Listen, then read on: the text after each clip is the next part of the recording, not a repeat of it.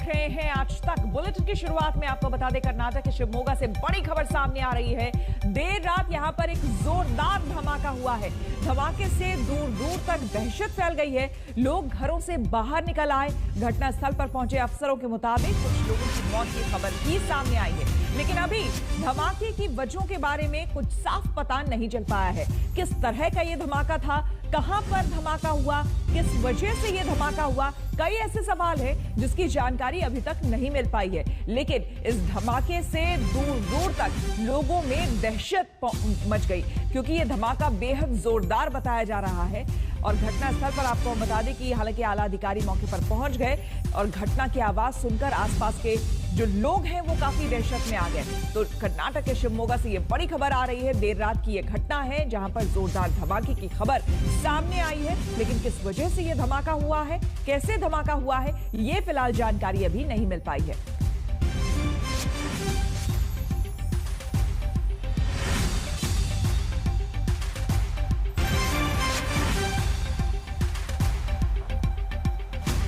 शिवमोगा के एडीजी प्रताप रेड्डी से हमने थोड़ी देर पहले फोन पर बात की थी। उन्हें घटना के बारे में जानकारी दी।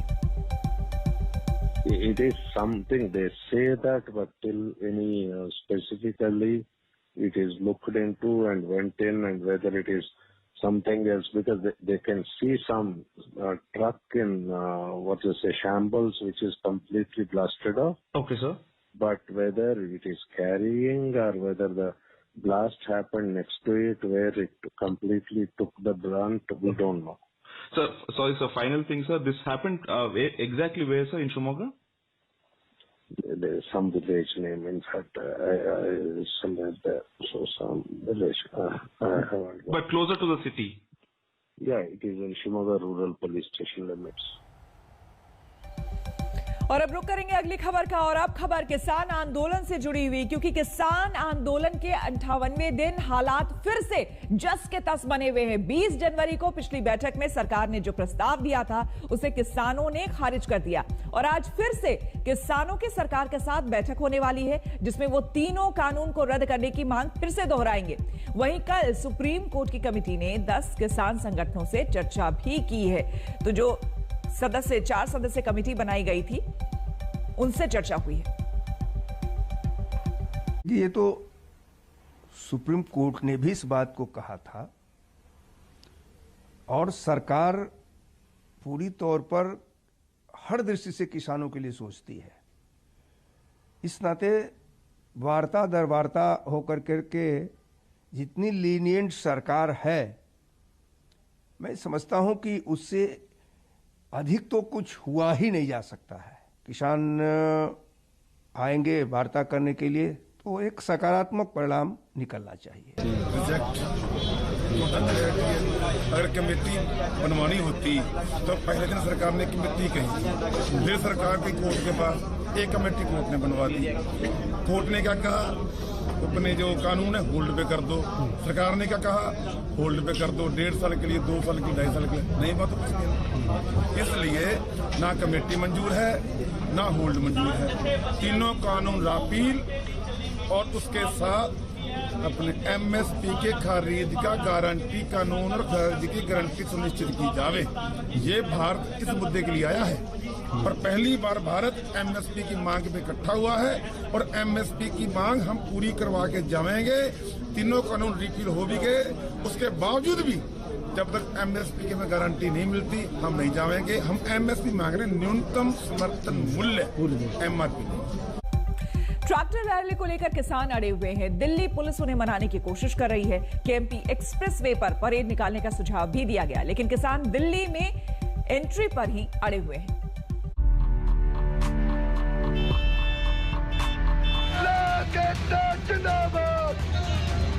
आप 26 जनवरी को कुछ भी करेंगे, दिल्ली के अंदर आके आप परेड नहीं कर सकते।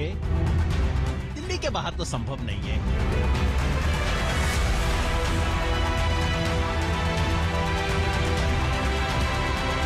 ऐसे ना जाते, ये किसान ऐसे ही कहाँ चला जाएगा। कोई बाधा ना आए, ये हमारा जो है एक कमिटमेंट है।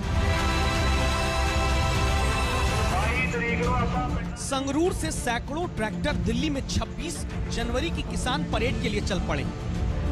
बरनाला से ट्रैक्टर परेड के लिए किसान दिल्ली को रवाना हो चुके हैं।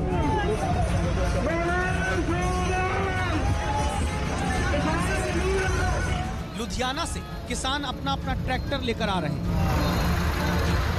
तरन तारण से ट्रैक्टरों का रेला आगे बढ़ रहा है। अमृतसर के किसान भी ट्रैक्टर पर सवार होकर आ रहे हैं।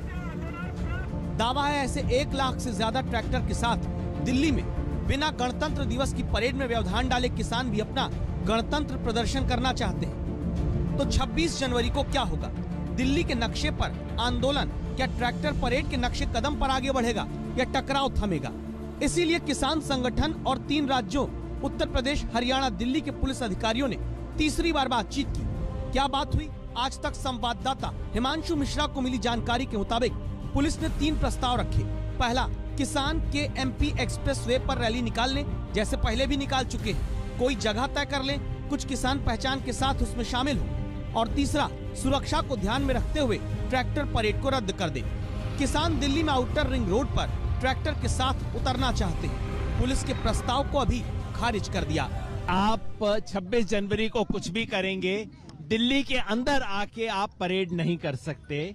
और हमने स्पष्ट कर दिया है कि देश भर से जो किसान आ रहे हैं वो 26 जनवरी को गणतंत्र की इज्जत बनाने को, तिरंगे की शान बढ़ाने को अपनी राष्ट्रीय राजधानी के अंदर आकर ही परेड करेंगे। रिपब्लिक डे फंक्शन है जो कि एक नेशनल इवेंट है, इसको हम लोग जो है पूर्णतया सुचारू रूप से चलाएंगे और इसमें हमारा कोई बाधा ना आए, ये हमारा जो है एक कमिटमेंट है। इसी तरह सरकार की तरफ से कृषि कानूनों को 1.5 साल निलंबित करने के बहुत बड़े प्रस्ताव के बावजूद आंदोलन करते किसान पहली बार सरकार के प्रस्ताव पर चर्चा तो कर रहे हैं, लेकिन पत्ते नहीं खोल रहे। सरकार थोड़ा सा कंसीडर करना शुरू किया है लगता है। तो जो प्रस्ताव दिया है कल, वो 1.5 साल बंद रख के सुप्रीम कोर्ट में लिखित एफिडेविट डाल के 1.5 साल के लिए बस चर्चा चालू रखना का। ऐसे ना जाते, ये किसान ऐसे ही कहाँ चला जाएगा, इसे निपटा के चला गया। तो अब सवाल ये कि जो किसान पंजाब से एक ट्रैक्टर के पीछे 3-3 ट्रैक्टर बांधकर डीजल का पैसा बचाते हुए परेड करने आ रहे हैं, जो किसान एक ट्रैक्टर पर 2 ट्रॉली में 2 और ट्रैक्टर लाद कर लिए चले आ रहे हैं, क्या ये दिल्ली में 26 जनवरी को चलेंगे? कानून वापसी के लिए शुरू किया गया आंदोलन अब ट्रैक्टर वापसी के मुद्दे पर आकर अटका हुआ है। चंडीगढ़ से सत्येंद्र चौहान के साथ हिमांशु मिश्रा, दिल्ली आज तक। और अब बात बंगाल की, जहां पर फुरफुरा के पीरज़ादा अब्बास सिद्दीकी बंगाल के रण में खुलकर उतर आए हैं। उन्होंने इंडियन सेक्युलर फ्रंट नाम से अपनी पार्टी का ऐलान किया है। कुछ महीने पहले तक पीरज़ादा ममता दीदी के समर्थन में थे, मगर अब पीरज़ादा दीदी से खफा है।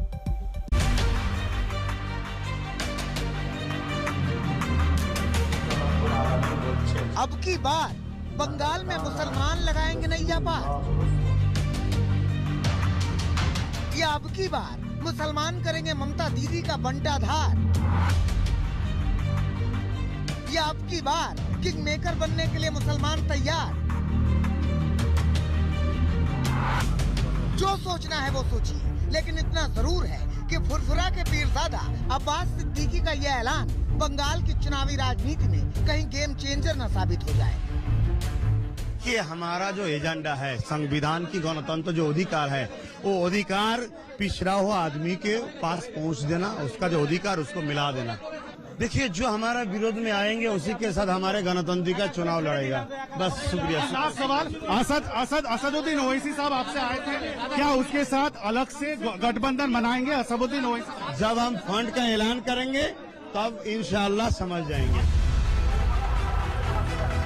तो पीरज़ादा चुनाव लड़ेंगे, लेकिन क्यों? समझिए इसे।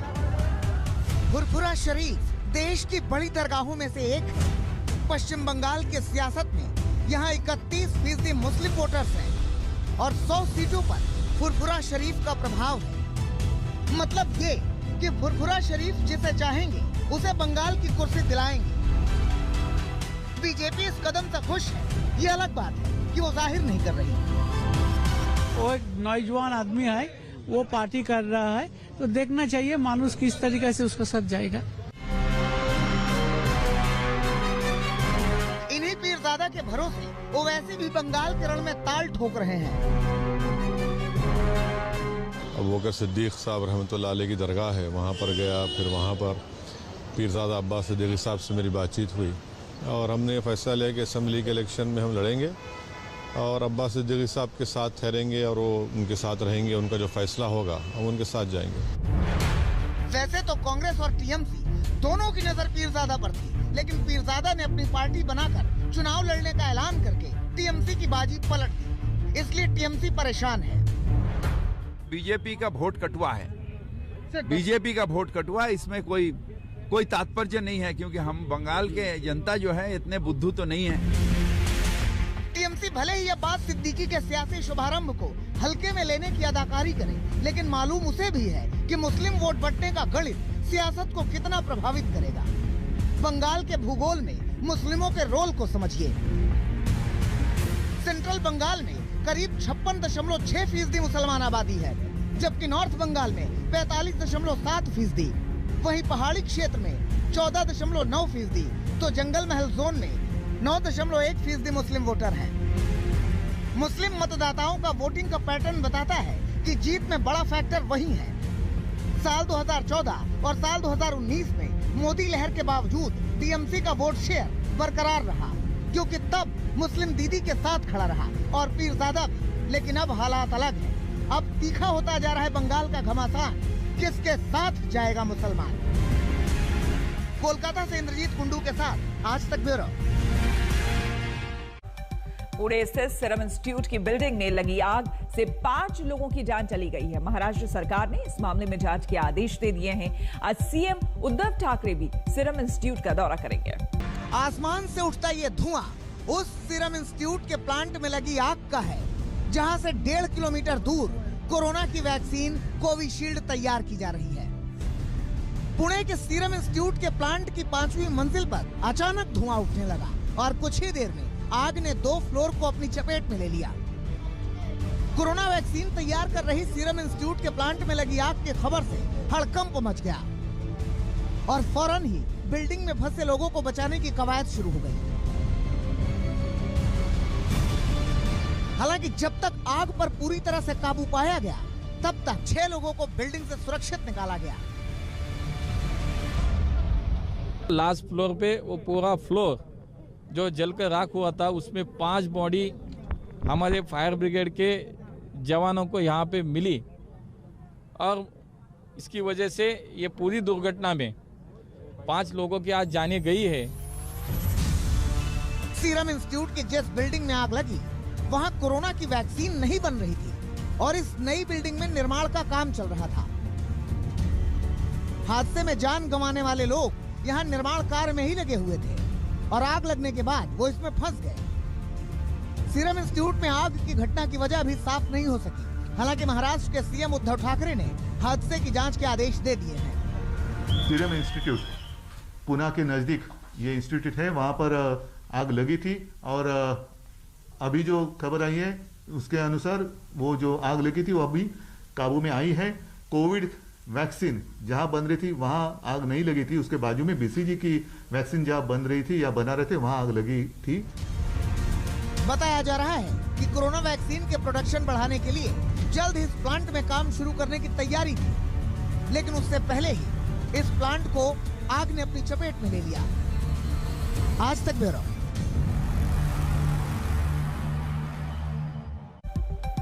कोरोना महामारी के खिलाफ हो रहा मुकाबला सबसे अहम दौर में है। स्वास्थ्य कर्मियों को देश भर में टीका लग रहा है, लेकिन राज्य सरकारों का कहना है कि हेल्थ वर्कर्स में उत्साह गायब है। दिल्ली, राजस्थान, पंजाब, मध्य प्रदेश, ये सभी राज्य अपने टीकाकरण के टारगेट से पीछे चल रहे हैं। इसी मुश्किल वक्त में प्रधानमंत्री मोदी की एंट्री हो रही है। खबर है कि दूसरे चरण में प्रधानमंत्री टीका लगवा सकते हैं।